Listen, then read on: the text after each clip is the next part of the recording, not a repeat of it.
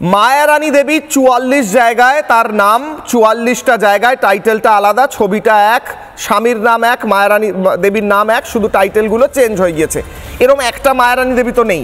মায়ারানী দেবী রয়েছে, ছায়ারানী দেবী রয়েছে, অন্যান্য দেবীরা রয়েছেন, দেবতারা রয়েছেন, যারা এ রাজ্যের বিভিন্ন জায়গায় ১০০টা ১৫০টা কেন্দ্রে হয়তো ভোটার রয়েছেন। এই জন্য তো এসআইআর প্রয়োজন ছিল, এই প্রবলেম ছিল বলে এসআইআর প্রয়োজন ছিল। মুখ্যমন্ত্রী স্টেজে দাঁড়িয়ে যখন বলেন এসআইআর হোনে নেহি দেঙ্গে, তখন প্রশ্ন ওঠে না মুখ্যমন্ত্রী কাদের বাঁচাতে চাইছেন? এই ৪৪টা নাম কে বাঁচাতে চাইছে, কেন বাঁচাতে চাইছে জিতেন্দ্র বাবু? না দেখুন, এটা তো আমরা তো বলছি যে তৃণমূল কংগ্রেসের কাছে ভোটই তাদের ভবিষ্যৎ। যারা বেঁচে আছে তাদের ভোটে তারা জিততে পারবে না, তাই যারা মৃত, যারা নেই, যাদের অস্তিত্ব নেই, ভুতুড়ে ভোটার, তাদের উপর তৃণমূল কংগ্রেসের ভবিষ্যৎ নির্ভর করছে। তাই তারা চাইছে যে ভুতুড়ে ভোটারদের নাম রয়ে যাক।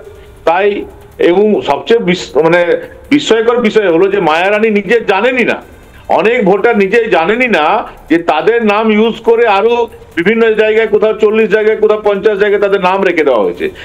এইটা তো এক ধরনের তাদের সঙ্গে ফ্রড করা হলো। একজন সাধারণ মহিলা, তিনি জানেনই না, তার সঙ্গে ফ্রড করা হলো।